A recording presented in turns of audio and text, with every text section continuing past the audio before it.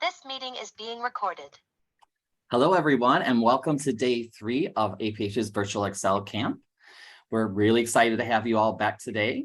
We're going to give everyone a moment to get settled into their position for our lesson today, get comfortable a little bit, and be ready to learn. As you're all setting up, I'd just like to remind all of our participants to set their chat window to all panelists and attendees, or everyone, depending on which version you're using. That way, everybody in our audience and the participants will know what everyone's sharing out. So that just makes everyone feel included. My name is Jeff Schwartz again, and I'm the APH Outreach. I'm with APH Outreach Services. We're very happy to have you all with us again today. This week, our camp theme is STEM Camp on a Deserted Island for grades 4 through 7. Now, this is our target audience. However, anyone is welcome to join in on the learning, and we're happy to have you here. At this time, I'd like to turn it over to our teachers, Teacher Veronica and Teacher Trevor. Take it away. Hi, everybody. This is Teacher Trevor. So glad that we are all back together again for our third day. And today we are going to start by talking about water parks and water slides and stuff. So I'm going to go ahead and show our slide here. And up in that top right corner, we have a picture of water slides. We got 4 different colors, all kind of winding together and coming out into the same pool. But yeah, Teacher Veronica, do you want to say hi? Yes, welcome everybody. I'm excited to be back. We've started our cruise. We've looked at some islands yesterday. And today we're going to get out and go to that water park, have some fun. I'm actually wearing a short sleeve light gray shirt out of breathable material. It's not waterproof, but it might be more water resistant, but we'll talk about that later. And so to start with, I want to make sure the chat's working.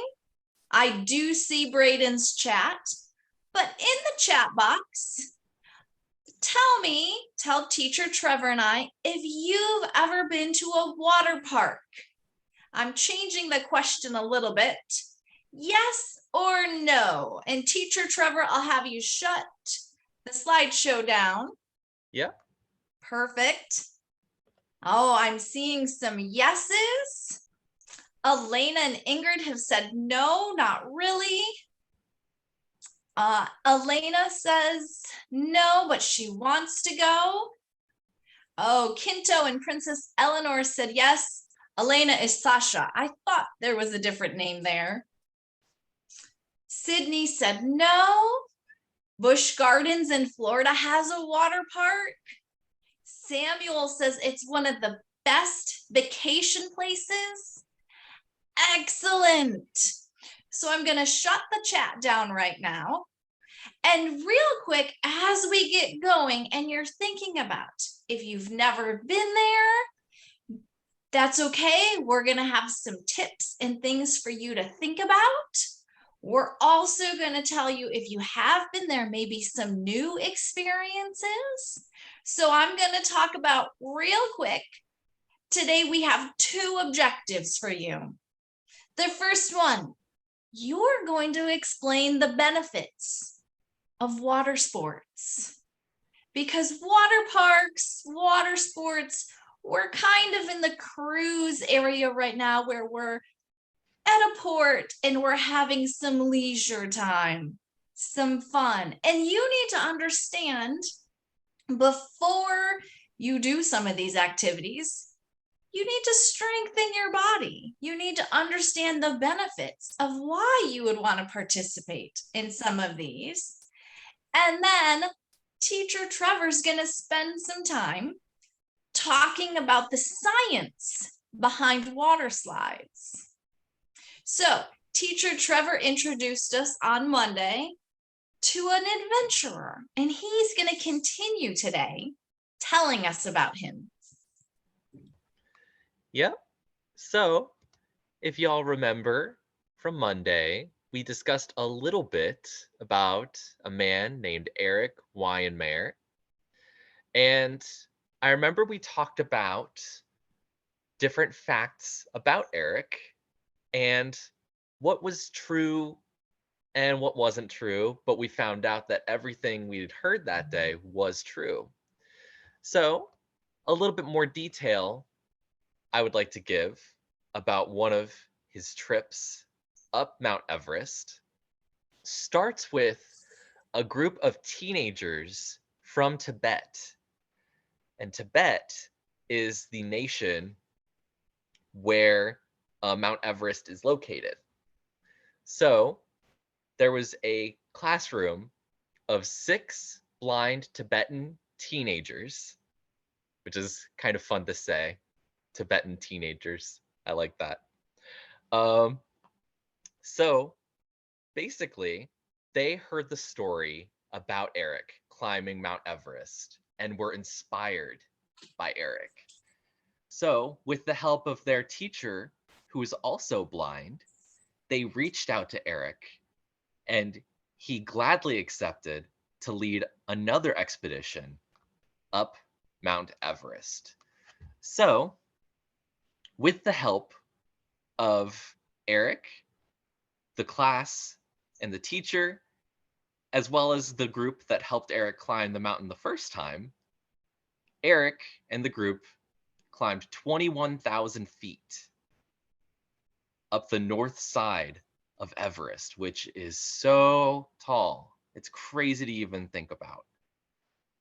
I can't even imagine climbing that far, but it's incredible that this group did it.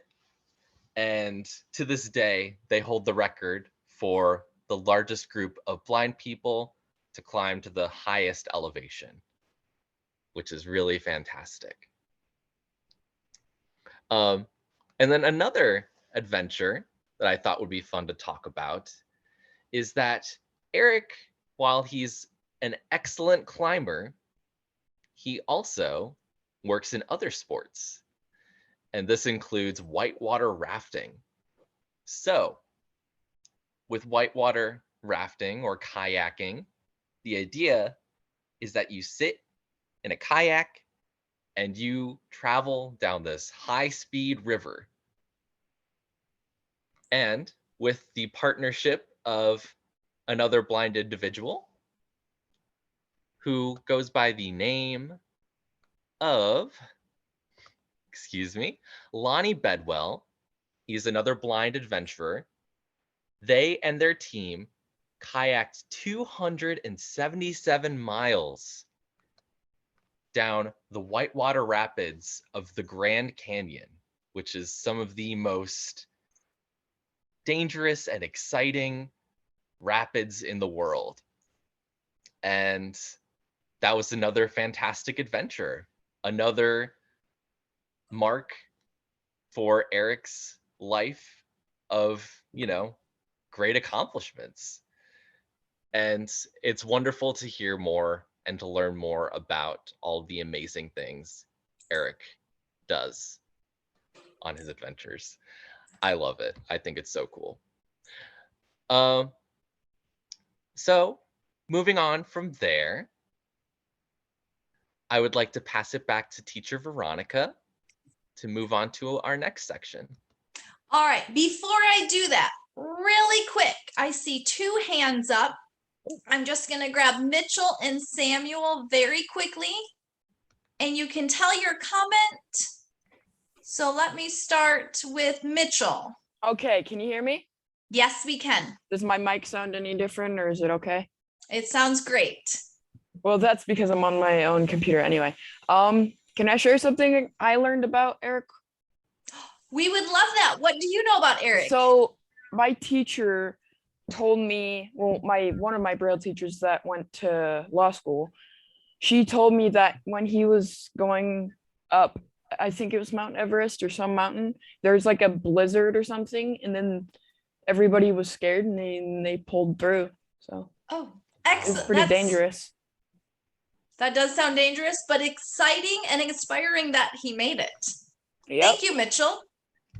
Thank you. All right, Samuel, will you tell us what you wanted to say? Yeah, I just wanted to say that I think from last time, I'm not sure. I think from last time, Eric had a little bit of low vision as well, I think. And I think it's really inspiring. Either way, if he had or he didn't have low vision, that he led a group of 6 students and a teacher on an expedition in Mount Everest, which is the tallest mountains in Earth. Plus, yeah, I think it's really inspiring. You know, like either way, like because you would like if you help, it's kind of inspiring because if you help each other, it doesn't matter. Oh, you can't see anything. It doesn't matter if you try, you can do it. Kind of. Excellent. Yes, Samuel, I love that said. It doesn't matter if you can do it, you can try. Thank you, Samuel, for saying that. And really quick in the chat box, I'm going to open the chat box. Just tell us yes or no. Have you heard of Eric before? Let's see. Oh, we're having some yeses. But more no's coming in right now.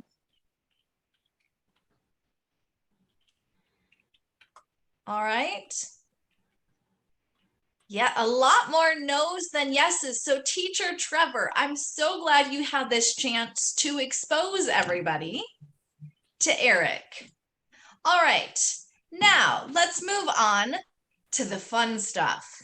Not that we haven't been having fun already, but we all love water parks. Or most of us probably love water parks. So I'm going to close the chat down. You can all stop in the chat right now and focus because I want to know, and those of you on the recording think about this too. What year, don't answer in the chat box, just think, what year do you think was the first water park opened? Think about that. When do you think the first water park opened? It's actually 1977. A little hint, that was the year before I was born. So, if you were close, good job, thumbs up. If you weren't close, that's okay. But the first water park was opened in the United States. I will open the chat box for this. What state in the US do you think had the first water park? Type in the chat box what you think.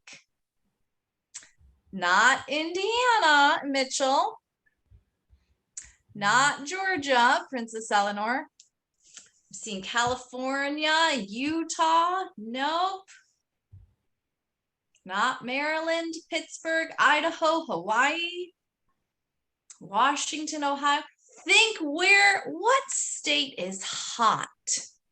Texas would be a good guess, but it's not. Florida, yes, I'm seeing it show up. Florida had the first water park open in 1977. But now, stop thinking about the giant, great big water park that has multiple rides and can house big crowds. But now just think of a water slide. Think of that one tube that has water flowing down it. When do you think a water slide was invented? Did you know it was in 1923? So water slides are just under 100 years old. And so if the first water park was in Florida, now I'm going to open the chat box. Guess where you think the first water slide was invented in the United States? Type the state in the chat box. not Disney World or Houston, not Georgia, not Florida. No, the first water slide, you're all staying south. Nope. Good guesses. Arizona, Washington. No. Stop the chat because you're not going to want to miss this. It was Minnesota. What? Freezing cold, lots of snow, Minnesota. By a man named Herbert Sneller. He came up with an idea that a large wooden slide would empty out into the water. It was known as a water toboggan slide. It was a quick hit, and he later went on to invent tilt-a-whirls. Those are those rides at carnivals and parks where you go around and around and you get very dizzy. That was 1923, but actually in 1906 is when the first water slide was probably shown to the world, and it wasn't in the United States. It was actually in New Zealand. And someone came up with a big wooden boat that raced down a track and it landed in Victoria Lake. The riders didn't actually sink across the water, but instead they skimmed across the surface. So, a couple more facts about water parks. Make sure if you go to a water park that you're going to prepare, you have different slides and different game themes and rides. Some you sit in the boat and you just ride the boat, and you'll only get wet if a waterfall dumps water on you, or maybe you get splashed. So you want to think about, like one of those ECC goals is the clothing you're going to wear. If you're going to spend all day getting wet and dry, clothes that are restrictive or don't dry easily, like jeans or corduroy, aren't the type of clothes you're going to want to wear if you're not just going to wear your bathing suit. But if you do wear your swimming suit, bathing suit, then you've got to remember your bathing suit might move.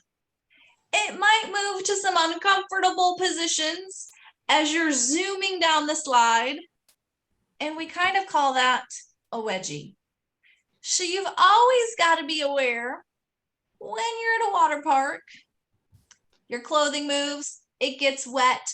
Samuel says you don't want to wear wool either. But two other quick facts. The longest water slide in the world.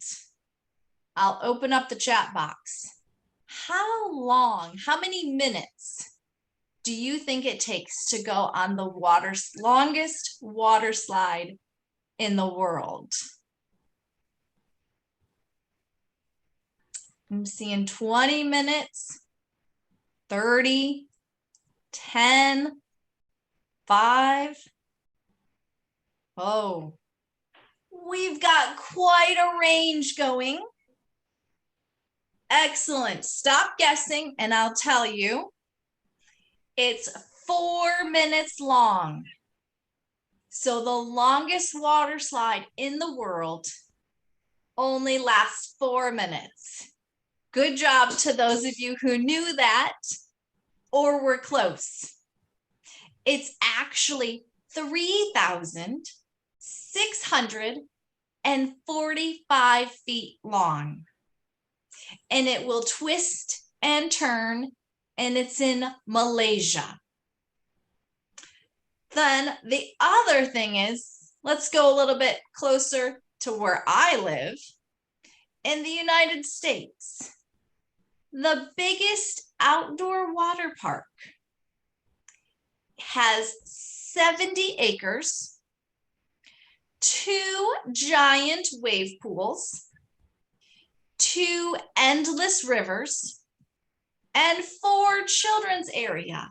So again, if you visit this place, you're going to deal with navigation. How do you get around? We've talked about the ECC goal of dealing with crowds, learning how to plan your day and your time, budgeting your money for food, for parking. And this place is in Wisconsin. It's called Noah's Ark, and it's actually in the Wisconsin Dells. So I'll open the chat box. Let's see if any of you have ever been there. Type yes or no. Mostly no's. It doesn't look like anybody's been there, but that's okay. You could add it to a list someday of what you'd like to try. And teacher Trevor has a slideshow, slide 51, and I'll let him talk about safety. Absolutely. So let's see. When it comes to going down water slides, there are definitely some things we're going to want to be careful with, right? And I'm sure some of us will be familiar with some of this, but it's important to review and to make sure we are all on the same page. So, first thing when it comes to going down a water slide is your feet need to go first. If you rode down head first, that might not be a very fun ride. Sorry, I'm just laughing thinking about that. You do not want to stop on the slide either. And a way you would be able to stop is, if you move your arms out and you're grabbing onto the sides of the slide. Even if you're nervous, it would be better to finish the slide and then get to the pool at the bottom.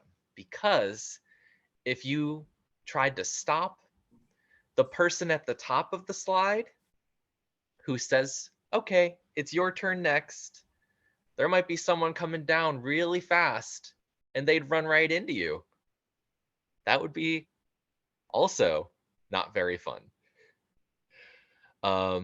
You don't want to turn, so you don't want to spin around unless you're in a donut, one of those donut-shaped rafts.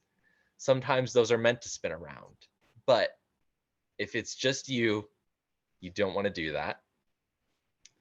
Like I mentioned before, you'll want to be prepared to splash into a pool at the bottom, and then you will want to get out of the pool fairly quickly.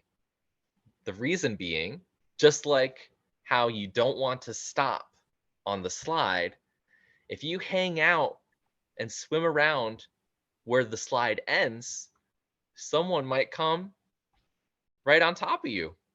They might just splash right there. So it's better to move out of the way as soon as possible. And this one is especially important. I wear glasses, and I've had to be careful with stuff like this as well. You do not want to wear glasses or jewelry on the slide because you may very quickly lose them. So, moving on to our next section, why don't we talk about the science of water slides? So, just for everyone in the chat, you don't need to chat. No hands raised. Just take a moment. For the people watching on YouTube, just pause and think, how does a water slide work? How do I move down a water slide, right? All those twists and turns. Why don't you stop unless you stick your arms out, in an unsafe way? So I would like someone to maybe raise their hand or maybe write a comment talking about how gravity might play a factor. How does gravity affect going down the slide? And I think I see Sasha, right? Sasha, I'm going to, I think I did that right. Are you able to talk, Sasha? You might need to hit the space button.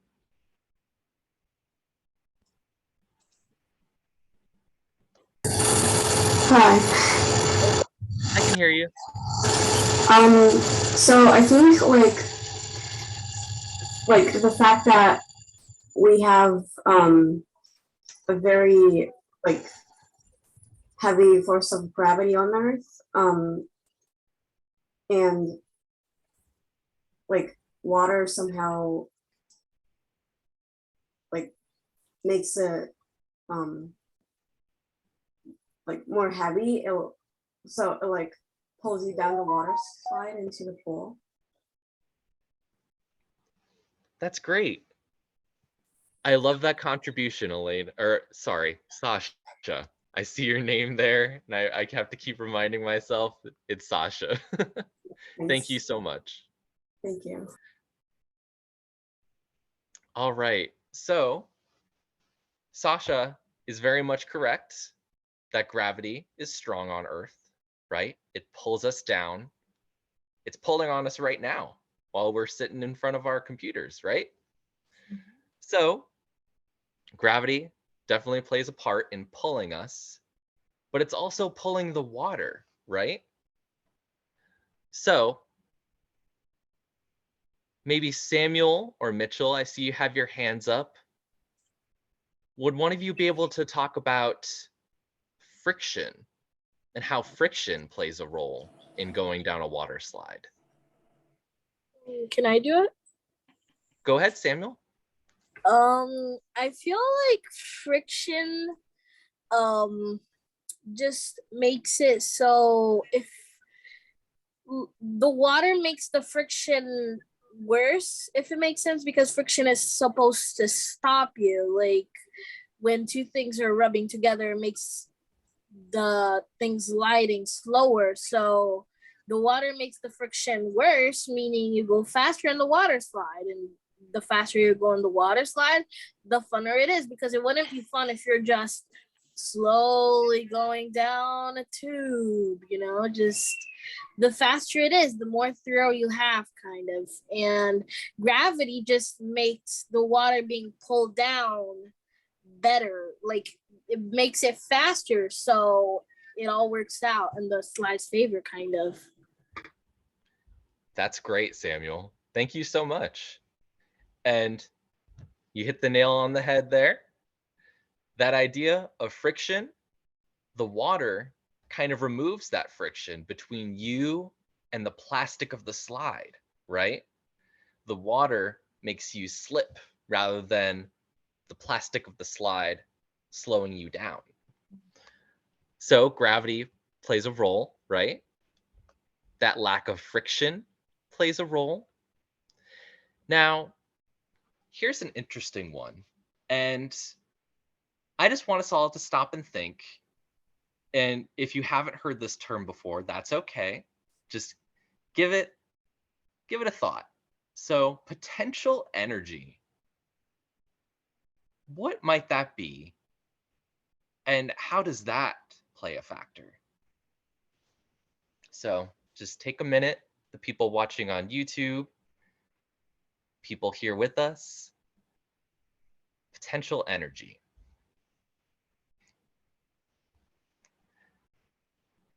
So the idea of potential energy is that as you go higher, there is a greater potential of energy. And I think my favorite way of thinking about it is a rubber band. So if you have a rubber band and you pull on it and you pull on it, it gets harder and harder to pull apart, right? It gets tighter and tighter, and that potential energy increases. That means it's going to snap louder or harder, and that's where the potential energy comes in. So in much the same way, when you go to the top of a slide, the higher up the slide, the more gravity is pulling on you. So that's how potential energy plays a role as well. And like we were saying earlier, when it comes to friction, if there wasn't water on the slide, that would not be fun at all, because our skin would probably pull on that plastic all the way down. It would kind of sting, wouldn't it? That would not be fun. So the water definitely improves the ride, right? All right. So I'm gonna pass it back to teacher Veronica, and she's gonna move on and tell us a little more about our next section. I am, but before I do, somebody asked in the chat box, what are the dells? And I didn't know, so I looked it up real quick on my phone. It said the Wisconsin Dells got their name from the French term, and I don't know how to pronounce French very well, Dalles, D-A-L-L-E-S. It means slab-like rock. So I'm gonna guess that the Wisconsin Dells have a lot of slab, flat rocks around, and it was a French word that probably became kind of slaughtered as the Americans and the different nationalities tried to pronounce it, and it turned into dells. So excellent question. And as soon as I saw it, I Googled it really quick so we could answer that. But we've talked about water parks, and maybe you don't live near a water park. Like for me, the closest water park is about an hour away. There's also a lot of granite in Wisconsin. You're right, Princess Eleanor. But let's not chat in the box right now. You all have a ton of information and facts, and I love that you're sharing that. But I want to talk about if you don't have a water park, but maybe you have a lake by you, or you live by the ocean. I know I think I saw the other day, we have people from Puerto Rico here. So maybe you have large bodies of water near you, and there's different activities we can do on the water. For example, there's surfing, and there are many people who are blind and have vision impairments who actually surf, because just like everybody, it's not always about what you can see, but it's about what you feel. And with surfing, you feel the wave, you feel the current, you feel how it's moving. And so there's actually competitions that you could get involved in. George, I'm not sure how you see the sharks coming, but I would assume there will be other people around who would notify you that there's a shark in the area. And I know they tend to close beaches down when there's sharks in the area. But I only live near freshwater, so I don't have to deal with that. There's also water skiing. That is an activity anyone could deal with. You are behind the boat the driver in the boat can see and navigate where to go and not to go. And again, you do it by the feel. It feels different when you're right behind the boat, and it's different when you're outside of the boat wake. So that's something you can do with the water. There's also stand up paddleboard that you could do. And Robin's telling that she has many students who are water skiers and they compete in competitions. So these are activities that, as we're learning about, we're also thinking about those ECC goals. You're using your cooperative skills to work in a group.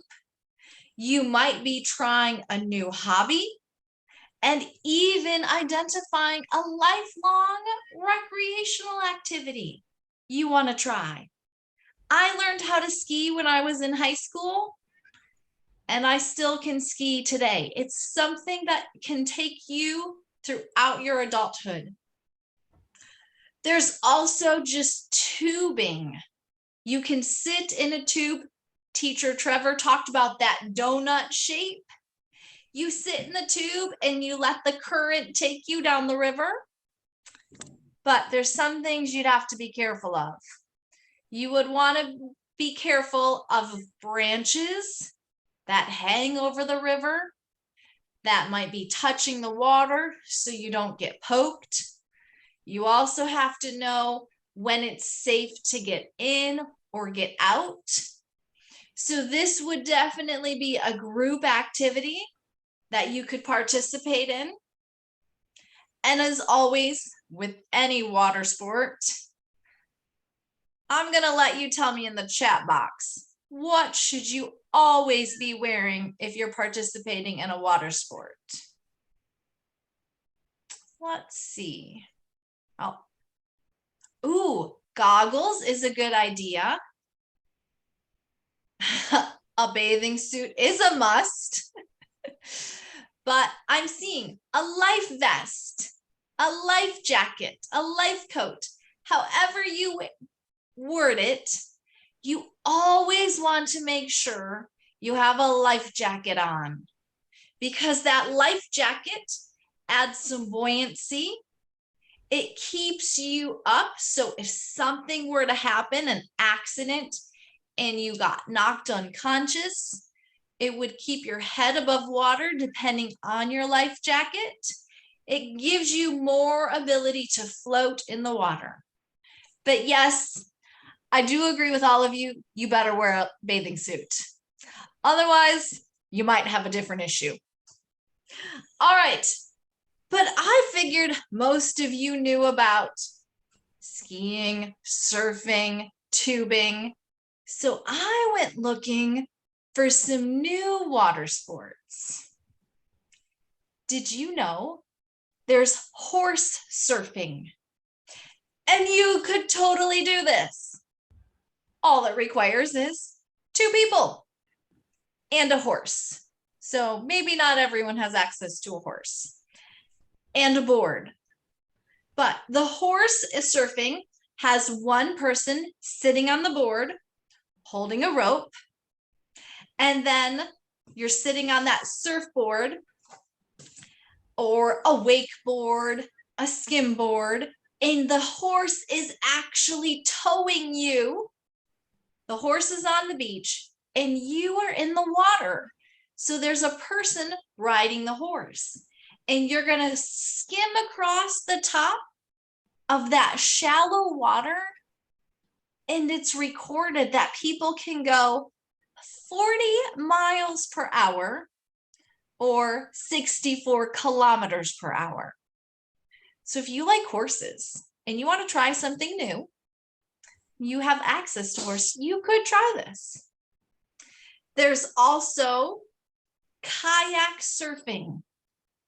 And that's a kayak that you're sitting in, and it's low, it stays close to the water, and it's designed to surf the ocean waves.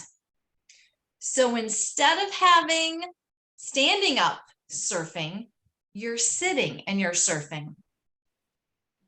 There's two more I want to tell you about. There's flyboarding. And my kids actually got to do this 2 weeks ago. Flyboarding is like hoverboarding. You're attached to this jetpack and it shoots out water and it launches you into the air. My kids only went about 10 feet in the air because they were still learning, but it can go up to 30 feet in the air. There's competitions where people are doing circles and dives and twists up in the air. It's specially designed to allow you to do all kinds of stunts and tricks as you soar over the water. And then the last one I saw, it's called Sup Yoga. And it's SUP stands for Stand Up Paddleboard Yoga. So you get a paddleboard and you stand on it and then you try to do your yoga poses. That would require a lot of balance and a lot of core strength, because if you can't do it, you're going to get wet a lot. But Teacher Trevor found a link that helps you do 10 exercises to improve your flexibility, your core strength, to help make surfing and some of these activities easier. And so he put the link in the chat box. But while we're talking about that, we also remember that part of our ECC goals is learning how to describe the advantages of your healthy leisure activities. So maybe you don't have good core strength. You can work on that. You can work on your flexibility. Ingrid says she can do the splits. And as always, you want to make sure you do these basic moves with correct form, because that's very important so you don't injure yourself. And now Teacher Trevor and he's going to start and we're going to talk about waterproof containers. All right. So, waterproof containers. So, thinking about that, and I know Teacher Veronica brought this up earlier, maybe a good place to start could be to think to yourself, what is the difference between waterproof and water resistant? I am seeing some hands. Let's see.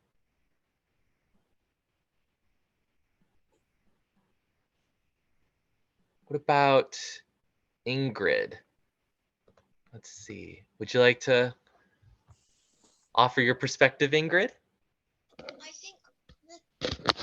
I think the difference between one might be resistant to water and one is able to go in the water without getting damaged, I think.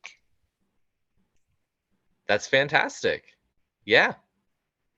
So sometimes I think we've seen, recently you'll see a cell phone is marketed as water resistant, which means if it got a little wet, if it got some water on it, it would probably be okay. But that's different from waterproof.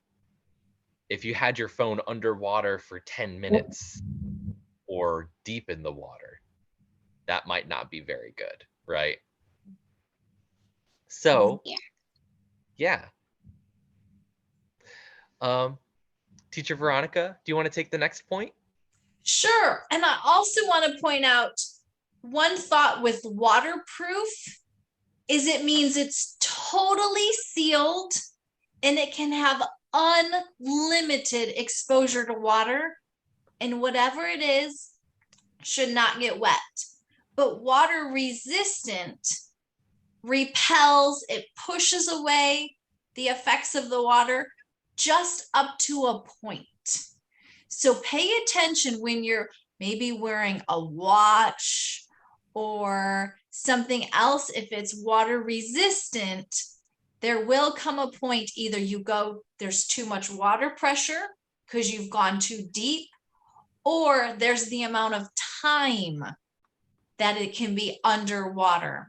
There's a difference between getting splashed at the water park as there is swimming in the water.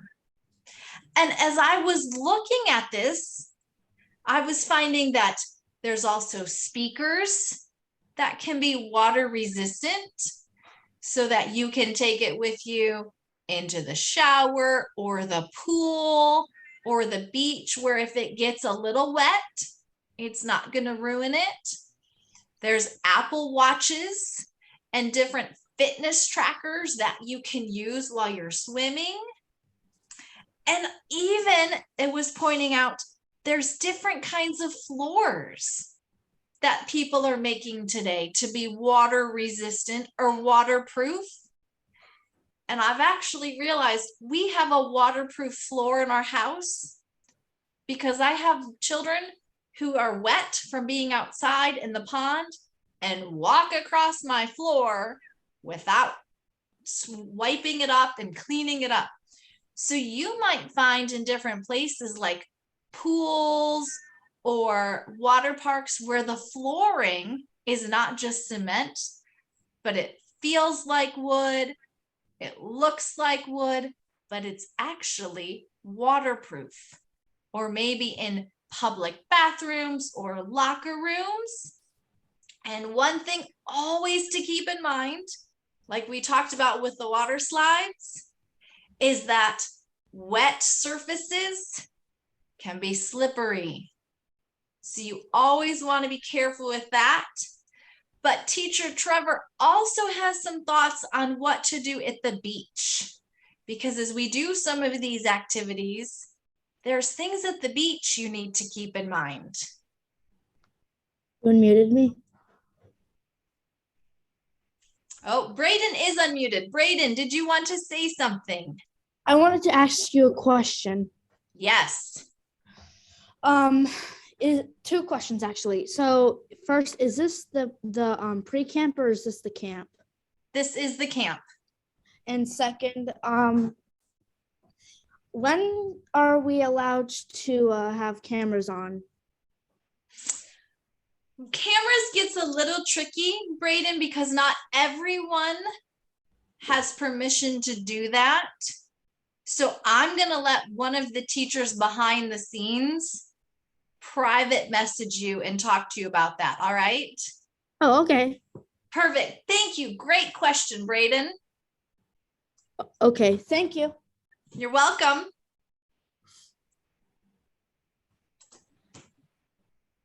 All right. So when it comes to beaches, I think it's important that we first talk about some basic things that you might need or want to know about the beach. So my question to our chat is, have you been to the beach, or do you like to go to the beach? I would love to hear some perspectives. All right, I see that some really like the beach. That's great. We have some who've never been to the beach. And Mitchell says that he has been to Virginia Beach. And funny story, Mitchell, I just went to Virginia Beach for the first time about a week ago today. So that was fun. All right, I am seeing a lot of yeses and some no's as well. And that's okay.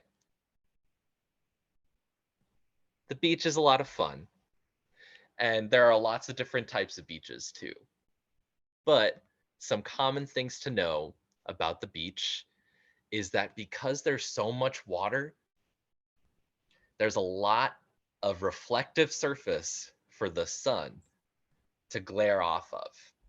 So it's going to be a lot brighter than it normally gets, just walking down the street or even in school sometimes. So wearing a hat and sunglasses can be really helpful to prevent some of that glare. Another thing to know is the direction to the water and where you're starting.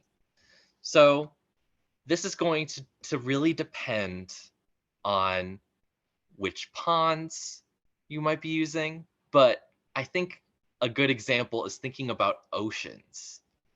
So I live on the East Coast.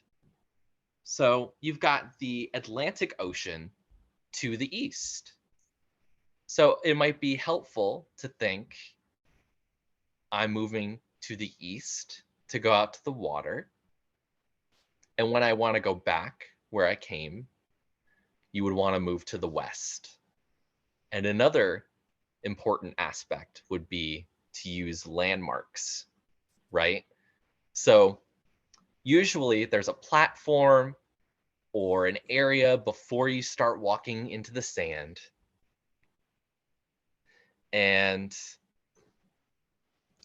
when you do, there might be some stairs or something you can use as a reference point for where you came from, so that you can move in a straight line or easily find your way back from the water. And another point that I discovered that is really helpful for the beach is that if you are a cane user, the 2-tap method is going to be the best, moving left to right in taps.